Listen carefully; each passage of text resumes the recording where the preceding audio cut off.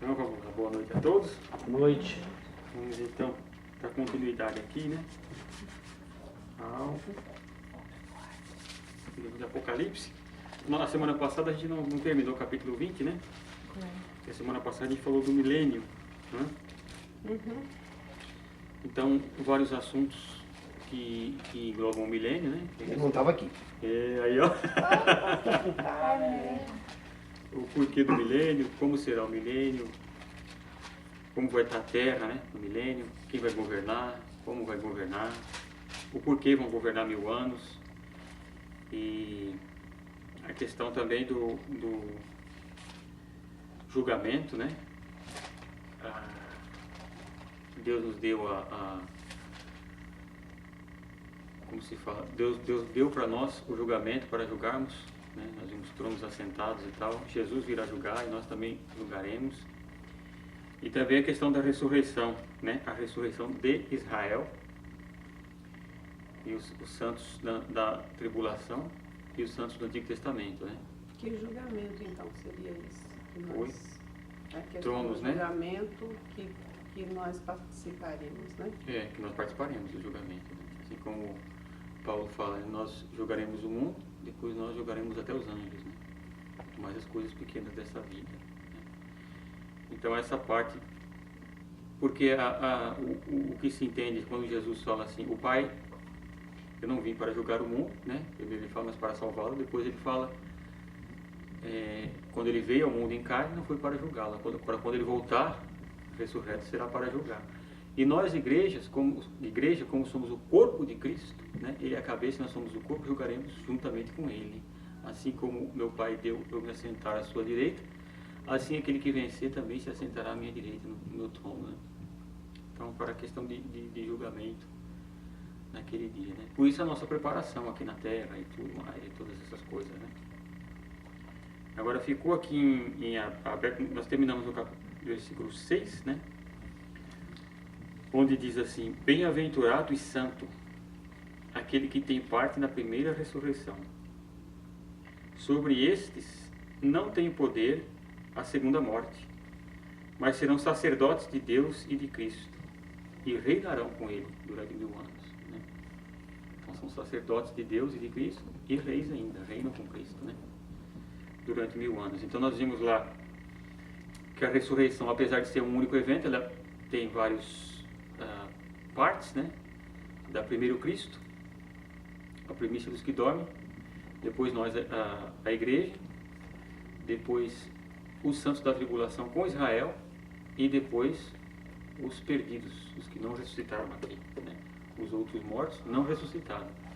Então quando o profeta Daniel fala, muitos dos que estão no pó ressurgirão, uns para a vida eterna, outros para a morte e perdição eterna. Não quer dizer que o evento aconteça no mesmo dia, na mesma hora, né? Os que vão para a vida eterna são antes, e os para a morte eterna são os últimos a ressuscitarem. Até nisso, né, eles são os últimos a ressuscitarem. Aí no versículo 7, capítulo 20... Bom, Fred, deixa eu só te cortar aí. Pode. No caso, o julgamento seria em eventos, ou eventos 2. Porque, por exemplo, né, a passagem que a gente já tem do rico de Lázaro, ele já está no inferno. Ele não tem outro julgamento. Não. Ok. Eu vou falar sobre esse julgamento. A palavra julgamento, né? Então, por exemplo, a condenação já tem. Ok. Já tem a condenação, está condenado. E aquele que está em Cristo, para nós, já não há mais condenação, nós estamos salvos. Ok. Então, quando você entra para se julgar no último dia, é justamente para dar o veredito do qual será a punição. Assim como nós recebemos o galardão de Deus, né? Que nós vamos ver aqui na frente, será a palavra bema, né? Que é tribunal de Cristo, né? Esse tribunal que nós passamos não é para condenação, é para galardão. Assim, o último julgamento do último dia também será assim. A pena daqueles que vão para o inferno. Porque também, como diz que cada um será julgado pelas suas obras, né? Aí tem uma diferença de obras. Por exemplo, o Hitler não vai ter a mesma punição que um ladrão de galinha. Os dois vão para o inferno. Então, porque se não se converter a Cristo. Mas Assim como no céu os galardões são diferentes, no inferno, No inferno também. a punição é, né, tá para esse tipo de julgamento. E nesse evento de Cristo, quando ele volta, aí, os que estão mortos, no seio da terra, no caso, né? Uhum, uhum. Ali já existe uma separação ou... Quem está morto, quem tá morto na terra, o corpo da pessoa está na terra. E a alma dos que estão perdidos já estão num lugar de tormentos, né? Tormentos. Ou no No caso, inferno. Lázaro. No caso, o rico, né? E os que estão salvos estão com Cristo já, no paraíso. E aí só na ressurreição eles recebem o corpo volta para eles. A ressurreição é para isso. As almas dos que estão mortos com Cristo, ou, por exemplo, nós morremos hoje, vamos direto para Cristo. Vamos lá. No dia da ressurreição, o nosso corpo, onde estiver, sai de lá e se une à nossa alma. Porque o homem, para ser o ser humano, ele tem que ser corpo, alma e espírito. Ele não pode se separar dessas coisas, né? Porque você vê, Maria, quando recebe a visita do anjo, ela diz assim: a minha alma engrandece ao Senhor, e o meu espírito exulta de alegria em Deus meu Salvador. Ela não fala, eu engrandeço ao Senhor, eu me alegro no Deus. Ela fala minha alma e o meu espírito, porque são partes diferentes do ser humano. Para ser o ser humano tem que ser os três juntos. Aí você fala eu. Quando você fala eu, você se refere a essas três coisas. Quando diz, eu me alegrarei no Senhor, eu inteiro, corpo, alma e espírito. Porque eu pensava, né, tempos atrás, que morreu, você fica lá descansando lá, quer dizer, esse movimento da eternidade, a ida de Cristo, isso tudo está em movimento, isso não está parado, né? Exato. Não existe, não está parado. Não, quer dizer, não está parado. O rico, ele foi para o inferno, mas ele está esperando no outro lugarzinho. Não, o corpo dele está lá dormindo, né? Agora a alma dele está lá penando. Está lá sofrendo. Assim como o Lázaro foi para os paraísos e está lá se alegrando. Só esperando receber o corpo. Mas em espírito. Em espírito, só a alma. Só está a alma dele lá agora. Aí quando vem a ressurreição, ele recebe o corpo. Porque o que acontece? Olha o que diz o salmista. Não é estranho para você pensar em espírito? Pensar no espírito se movendo. O espírito se movendo e tal. Porque esse espírito precisa de corpo. Porque você vê. Não é estranho? João diz assim: e vi debaixo do altar as almas de todos aqueles que tinham sido mortos. E as almas estavam dizendo o seguinte: até quando o Senhor não vai vingar o nosso sangue? E foi dada para as almas veste branca. Você vê? Tudo espírito. Tudo fantasma. Como se fosse fantasma. Essa palavra phantom, né? Vem disso. O fantasma vem de phantom, né? Que é um espírito, né? Tudo em espírito. Então, por exemplo, você vê o que diz o salmista? Os céus dos céus pertencem ao Senhor, mas a terra Ele deu aos filhos dos homens. Então, para você habitar na terra, você tem que ter um corpo. Não pode existir ficar alma aqui na terra, né? Então, para nós voltarmos aqui na terra para reinar com Cristo, nós temos que ter um corpo. Então, quando João fala, e vi novos céus e nova terra, para ser habitada tem que ser habitada em corpo. E tem que ser um corpo glorioso, porque a terra também foi renovada. Então, a questão do julgamento, se aqueles que vão julgar, eles já receberam galardão ou não? Não, os que vão julgar? Não, os que vão julgar estão aguardando, toda a igreja, né, que morre hoje, vai para Cristo, está com Cristo, né? Mas vai receber o galardão de reino na terra. Essa é a palavra de Lucas, né? Vamos abrir lá em Lucas, lá. Lucas capítulo 19.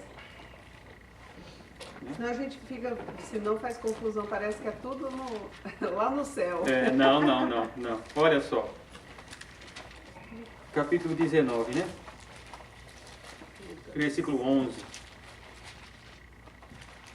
Você vê, isso daqui também é uma regra de interpretação.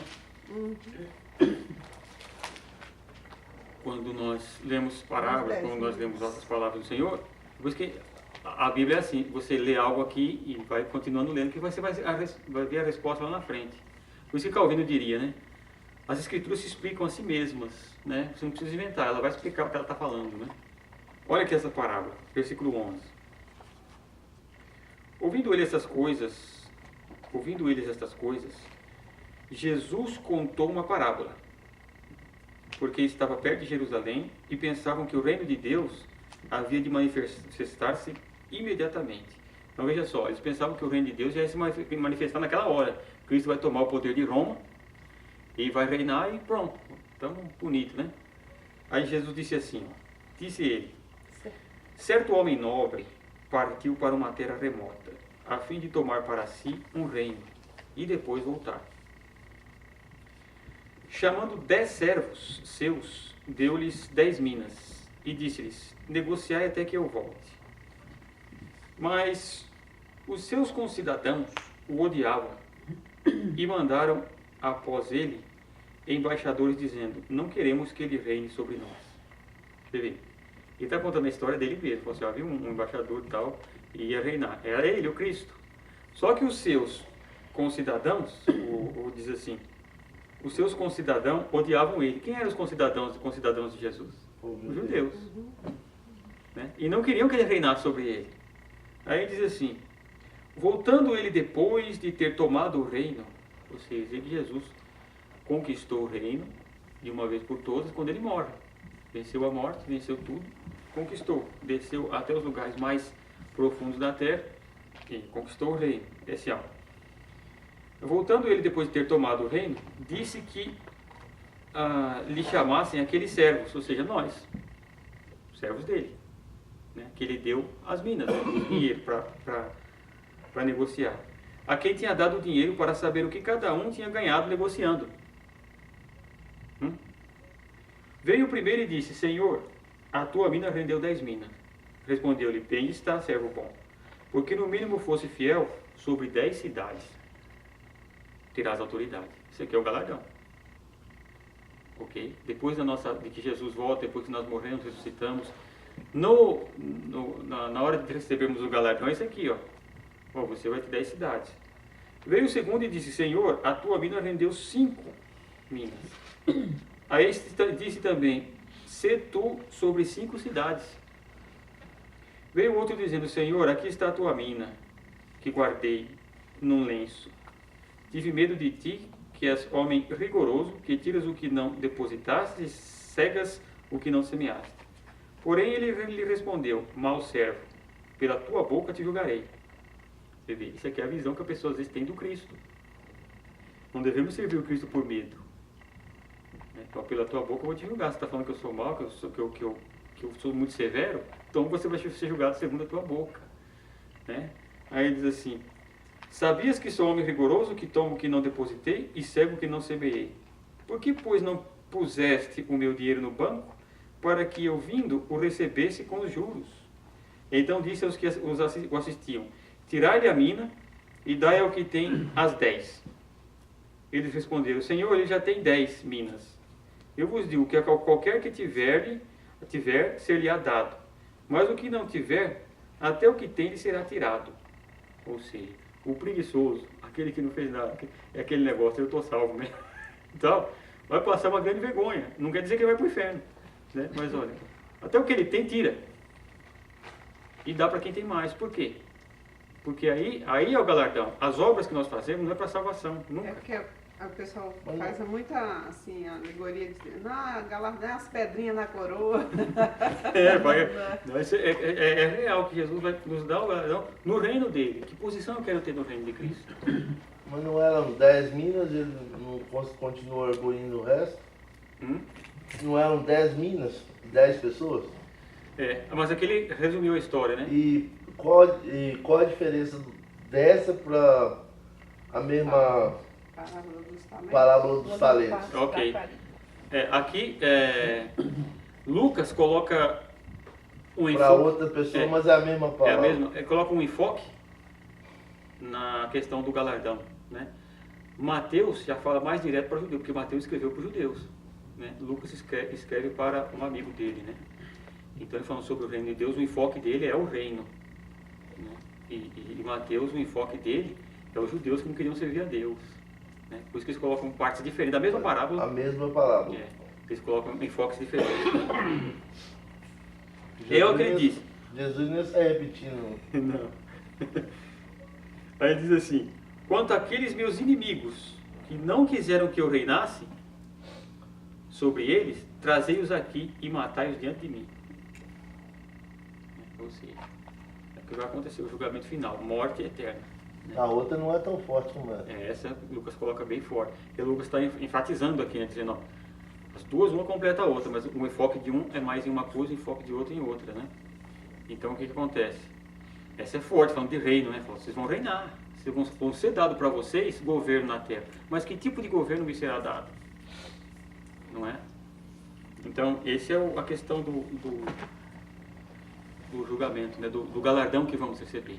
Esse galardão nós recebemos quando? Na época do arrebatamento. Você foi arrebatado, 7 anos no céu, recebendo seu galardão, para quando voltar já saber para onde vai. Opa, sua cidade é essa, ok, já sei para onde vou, já sei o que eu vou fazer. Então, para isso é o julgamento, Mas, o galardão. uma coisa que não entra muito na minha cabeça, mas que legal isso. Essas cidades vão ser povoadas por pessoas da mesma índole. Pessoas que passaram pela tribulação, não receberam a marca da besta. Ai, Eduardo não veio. E não adoraram a besta. Não vê na aula Do passada. Culpa da sua. Então, por exemplo, dos que ficaram na tribulação, que não receberam a marca da besta e não adoraram, esses ficam aqui. E ficam no milênio com Cristo aqui, vão ter filhos, vão repovoar a terra e tudo. E depois dos 1000 anos vai acontecer uma coisa interessante com eles. Que vai aqui no versículo 11. Olha só. No versículo 7. 20. Versículo 7. Hã? Capítulo 20, versículo 7. Ah, voltou lá. O Alfredo não parou terça-feira passada.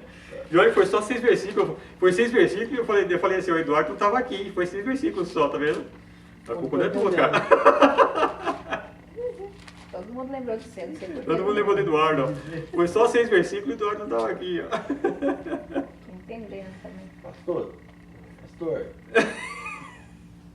Ô, pastor.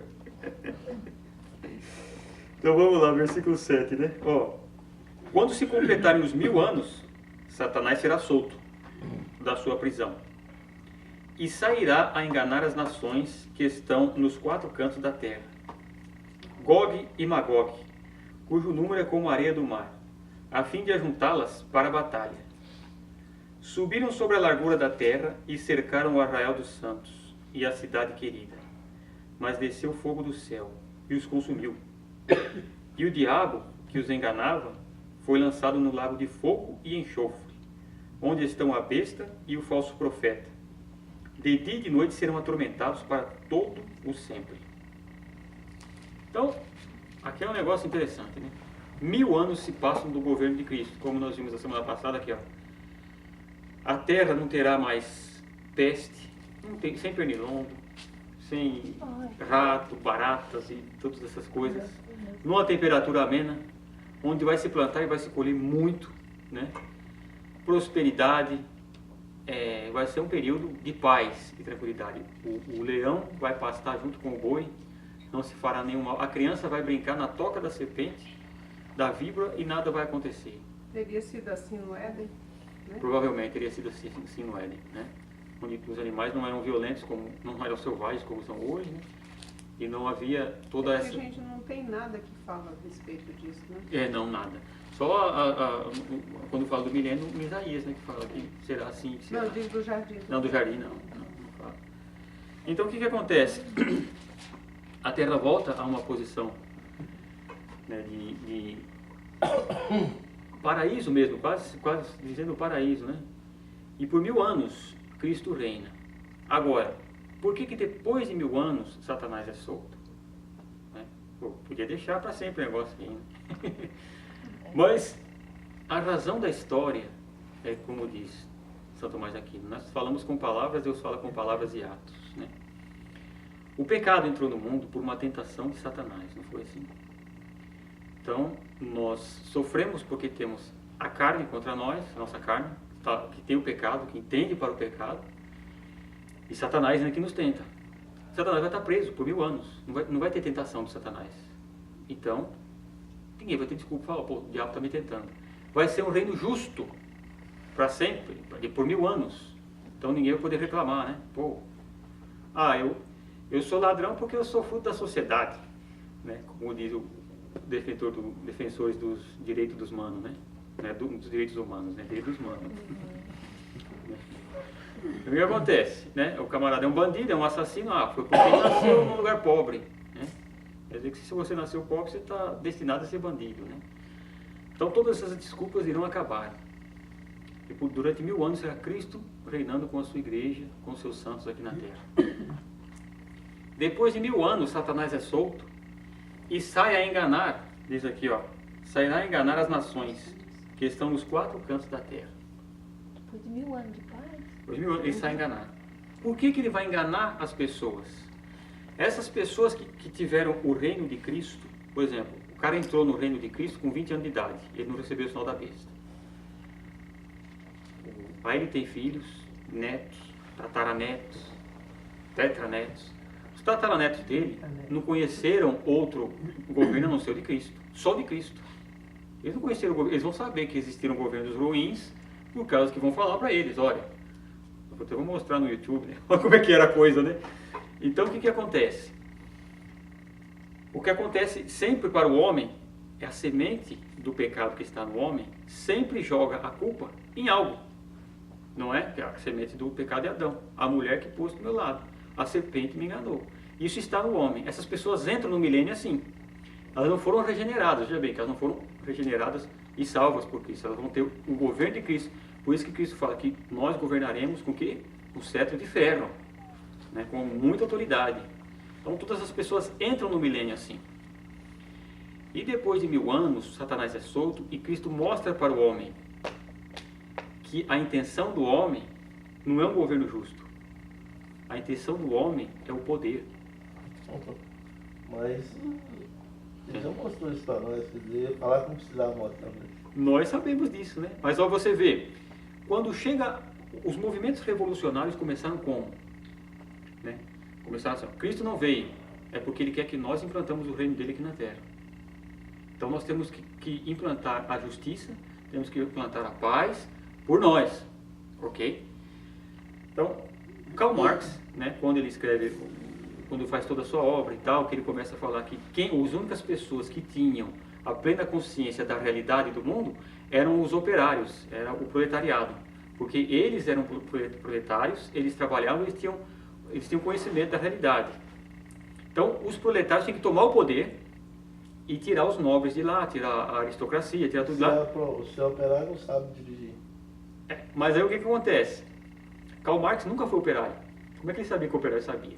E depois ele mesmo cita na sua obra que o operário não tinha a consciência da direção, de governar. Então tinha que ter os intelectuais. Ou seja, o governo em todos os tempos, ele passou de nobres para nobres. Para nobres para nobres. Ele nunca passou para ninguém. O poder foi sempre a mesma pessoa. Desde que quando Roma governava. O que aconteceu com Roma? Invade os impérios normandos, ok? Destrói Roma. O que aconteceu em Roma? Os nobres que estavam em Roma, muitos que tinham voltado do exército também, que eram pessoas que estavam lá, fugiram para o campo. Lá, o que aconteceu? Eles tinham a sua fazenda e tinham o seu próprio exército para defender as terras deles. O que acontece? Os camponeses que estavam em volta, que se tornaram servos das glebas, né? Isso é coisa de história lá, os servos das glebas, que tinham o senhor feudal, eles se tornaram o quê? Senhores feudais. Eram pequenos reis, eram considerados como reis. Mas o que eles faziam com as pessoas? As pessoas pagavam para eles uma certa quantia, trabalhavam na terra e davam um certo lucro, e tinham tanto, em troca do quê? Da defesa das terras deles. Você me defende, você tem o seu exército, defende nós.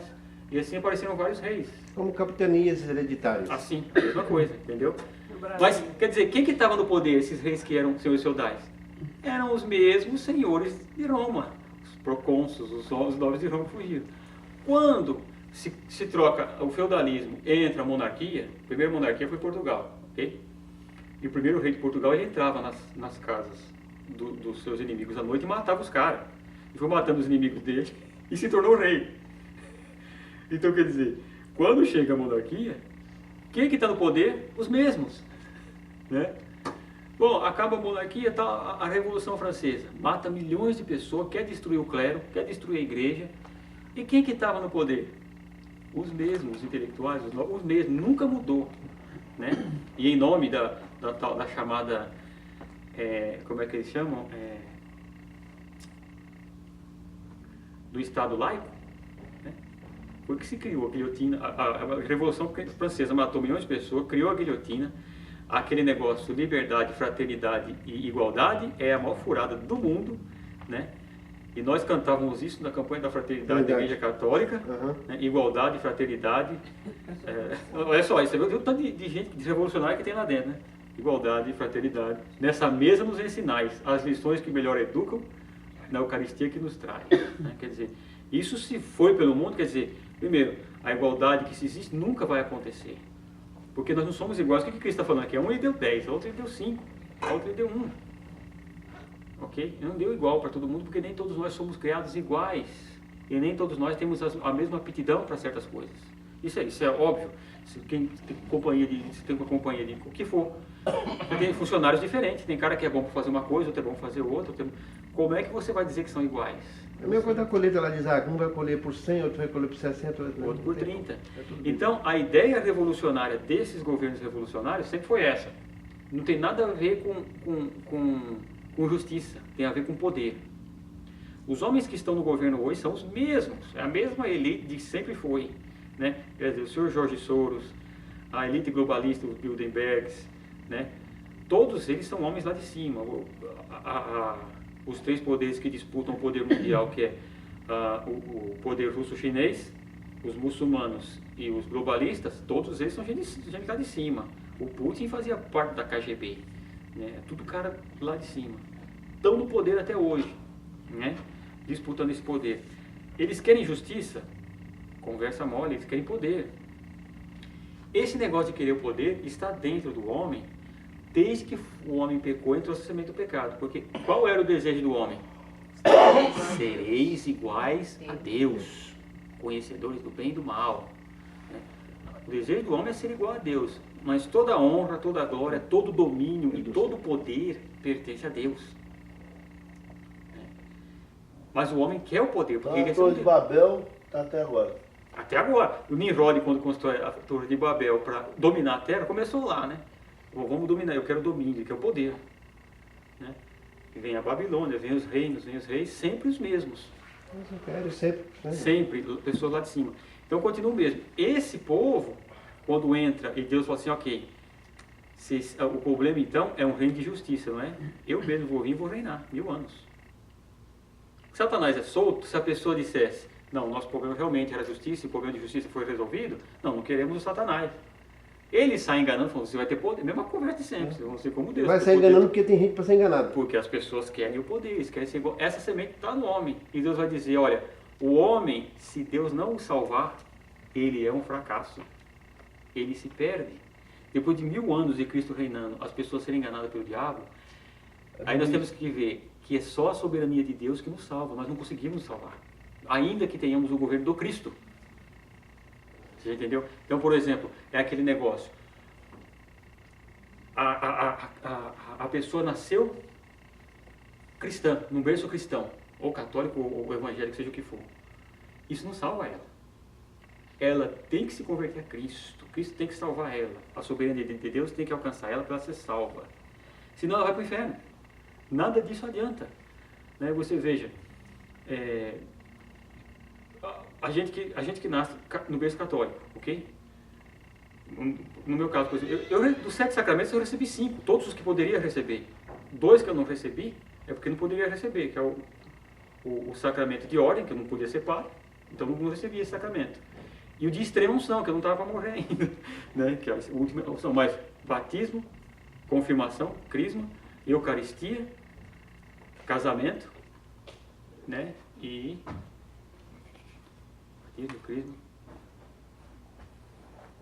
casamento. A primeira comunhão. Eucaristia. Eucaristia, claro. Batismo, eucaristia, crisma,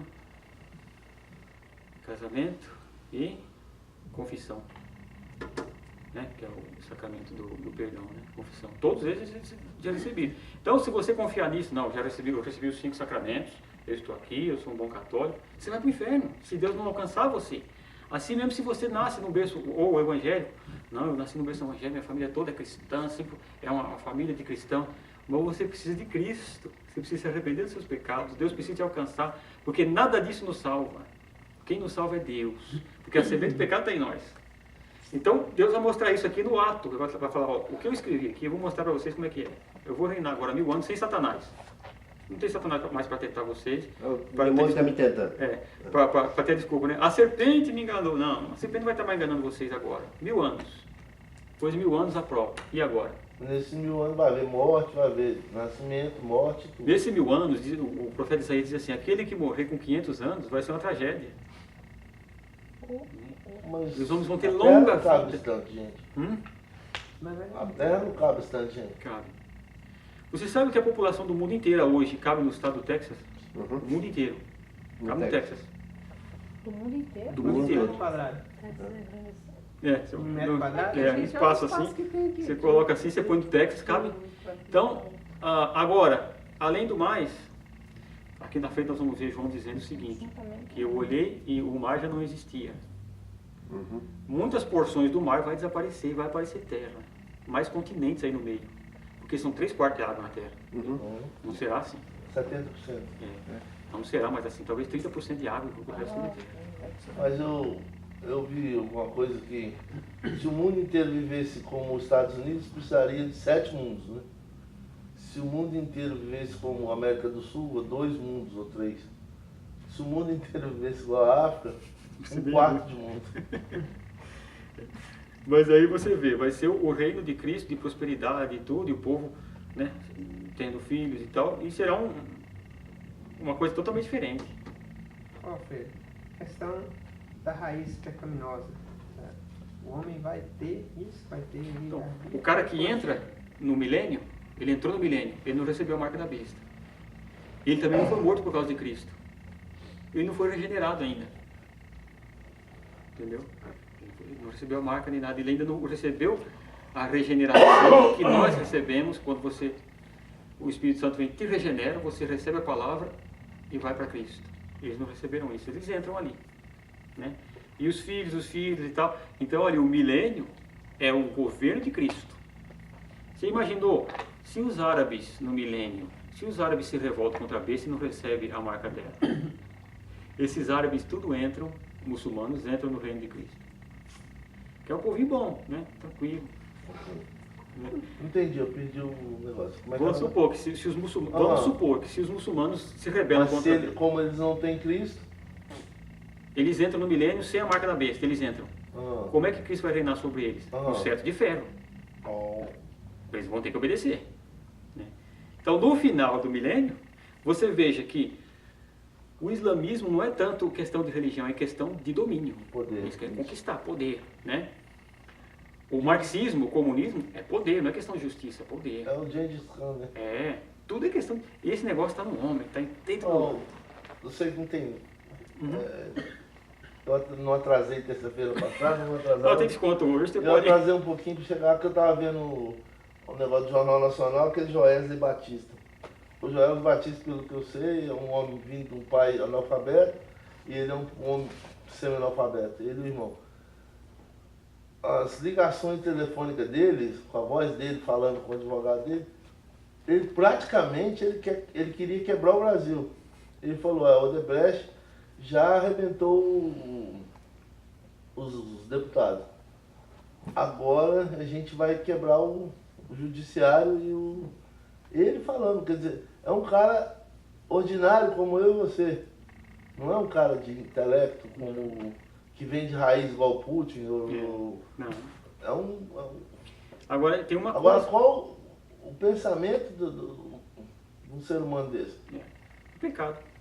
É a única coisa que explica o ser humano, o pecado. E foi reverter tudo para ele. Essa raiz dentro do homem é terrível, né? Porque isso tende o homem a buscar a fama, o dinheiro, o poder e todas essas coisas que chamam a atenção. Por isso que quando Cristo veio, ele disse para os fariseus cumpriam a lei todinha. Não é? Mas Ele disse, isso aí não salva você, meu filho. Sou eu que salvo. Porque vocês fazem isso e quando você começa a fazer tudo bonitinho, vem o orgulho. E você faz para aparecer. E isso não te salva. e nós fazemos mesmo. Fazemos a mesma coisa. Não, eu canso de contar aqui os exercícios espirituais de Santo Inácio de Loyola, que eu fiz quando tinha 18 anos. Né?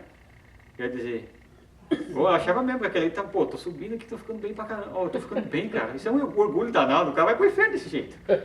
Né? Quer dizer, você começa a fazer todos aqueles exercícios de um monte de jejum, ou, alto flagelo, dormir no chão, né? Dormir no piso frio, É sem igual a coberta. yoga para se autoconhecer, né? É, Como é que você autoconhece? Você conhece com a a palavra. palavra de Deus. É a palavra de Deus que conhece o homem, né? Que criou o homem, foi Cristo, né? Então, o que acontece? Nesse estilo, e muitos isso começou lá, já, São João Crisóstomo já fazia isso, né? Quer dizer, o cara se converte, ele vai dormir no chão, ele vai comer pouco, ele vai jejuar muito, vai fazer um monte de coisa. Poucas. Quer dizer, tudo isso para quê? Para mortificar a carne. Só que Paulo escreve sobre isso daí, lá em Colossenses. Ele diz, irmãos, né? Olha, vocês começaram bem no espírito e estão caindo na carne. Esse negócio, não toques aquilo, não comas isso, não faça isso, tem aparência de espiritualidade e culto aos anjos, mas contra a carne não tem valor nenhum, zero. A única coisa que tem valor contra a carne é a palavra de Deus, é Cristo. Não vale mais nada. Isso, quando Martinho Lutero entende isso, ele fica louco. Por isso que eu falava que Martinho Lutero era meio louco, né? Porque quando ele entende isso, que é a sola gratia, né? Que é um dos pilares da reforma protestante, que ele fala, é só a graça que nos salva. Ele estava lá se autoflagelando, se matando lá e tal, e de repente ele descobre que é pela graça que a pessoa é salva e não é por obras, para que ninguém se glorie diante de Cristo. Diga, olha, Meu livro de Romanos ficou louco, né? Ficou doido. Né? Romanos, o cara leu e falou, até ele diz no escrito dele, né? Romanos é um livro como se fosse um pão diário, você tem que comer todo dia ele, né? Para você nunca perder a sua fé, a sua esperança e saber, nunca vacilar, né? Porque ali é onde diz, né? A questão da graça divina, o amor de Deus que nos encontra. E o homem, quando começa a fazer essas coisas para se salvar, ele acha que ele pode se salvar a si mesmo. Né? Então, Martinho Lutero, quando ele olha isso, ele fala assim, peraí, o ser humano, ele não tem salvação. Ele fala assim, eu não tenho jeito no meu pecado. Ele chega a essa conclusão. Fala, não, o homem não tem jeito.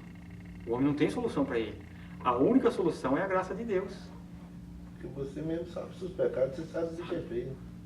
E diante de Deus que sabe, antes que o pensamento chegasse na minha mente, ele já o sabia, imagine. Né? Então, quer dizer, você olha e você fala, não. E Martinho Lutero olhou para ele, o cara se confessava direto, se autoflagelava, fazia um monte de coisa. Até quando ele estava indo embora do mosteiro para estudar a Bíblia, ele estava lá com o escovão, escovando. O amigo dele falou assim, ó, você vai embora, eu só vou sentir falta de você de uma coisa. Que ninguém consegue escovar esse negócio do jeito que você faz, né? Já brilhando. Aí o cara com tanta raiva, né, do pecado, e se matava ali, né? Não tem valor nenhum contra a carne. O que você faz isso, e a tua carne está ali te levando. Vamos lá. A carne é um negócio assim, ó. Eu vou sair disso aqui. Você começa a desviar para o outro lado. E você vai. Quando você vê que você está. Agora eu vou para aí. Você nunca vai certo no caminho se a graça de Deus não te alcançar.